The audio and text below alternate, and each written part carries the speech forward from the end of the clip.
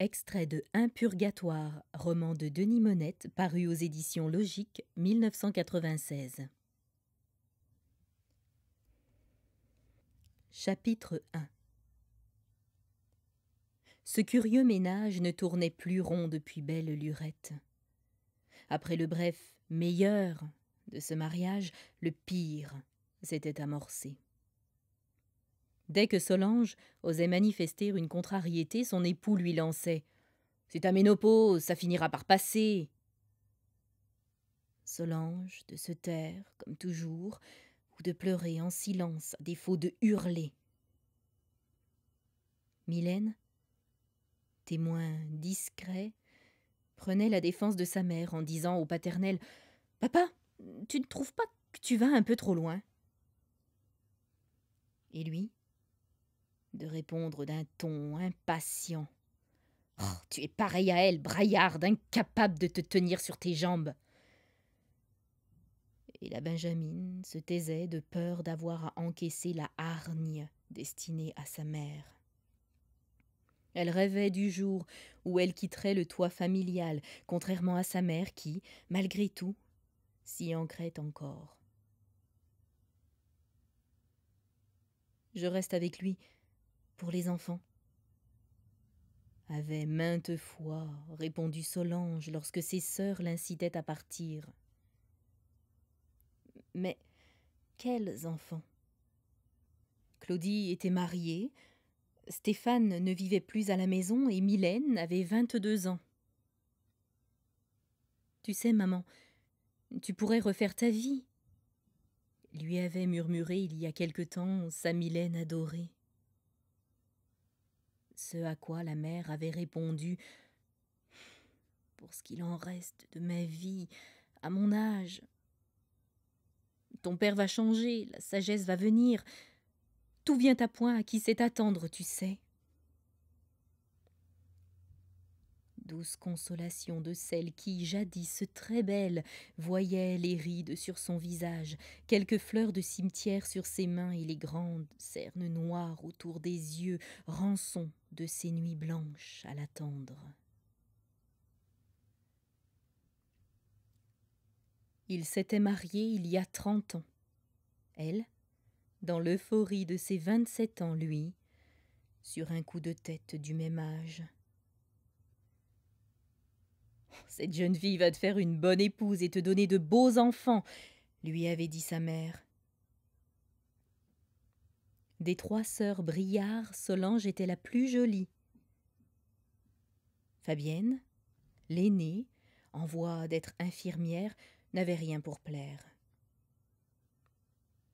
Marielle, la plus jeune, était rousselée et sans poitrine. Très belle la Solange, lorsque Robert la croisa du regard. Si belle qu'il s'était demandé comment une telle femme pouvait encore être libre. Elle avait certes été courtisée, elle s'était presque fiancée, mais son cœur s'était refusé. Quand ses yeux se posèrent sur Robert Landreau, ce fut le coup de foudre. Sans le connaître, après quelques mots échangés, déjà, elle l'aimait. Lui l'avait trouvée fort séduisante. Bien mise, taille fine, yeux verts, sourire pur et limpide, il eut le béguin sans songer qu'il en ferait sa femme. Très esthète, physique avant tout, il avait fréquenté des filles de rien, comme disait sa mère avant de rencontrer la perle. Il avait même aimé durant 3 ans une danseuse, une effeuilleuse, jusqu'à ce que ses sens se soient apaisés. Et ce, au grand désespoir de sa mère qui priait pour qu'un ange lui apparaisse.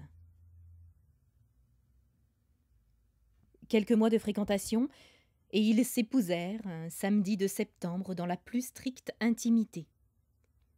C'est Robert qui l'avait demandé en mariage. Pour se caser, pour plaire à sa mère, pour avoir l'air plus sérieux en affaires. Par crainte de la perdre, car les mâles étaient légion autour d'elle. et parce qu'il l'aimait, à sa manière, certes, mais il l'aimait.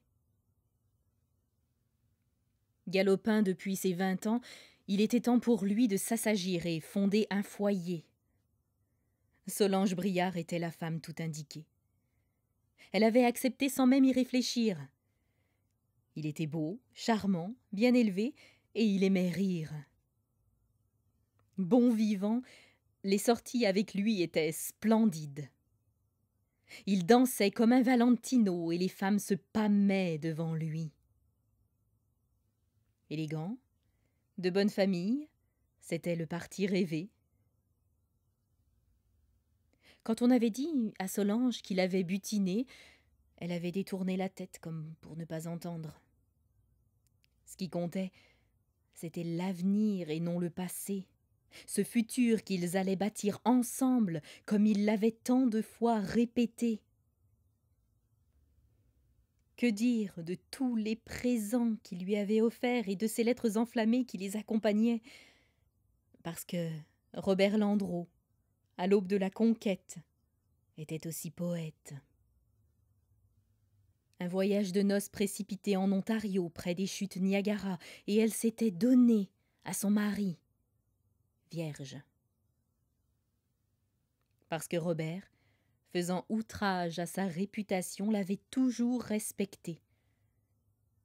Les baisers à la dérobée, de légers touchés accidentels, mais la main n'était pas baladeuse. Pas avec celle qui allait porter son nom. Et pas, comme elle l'avait espéré, avant l'union.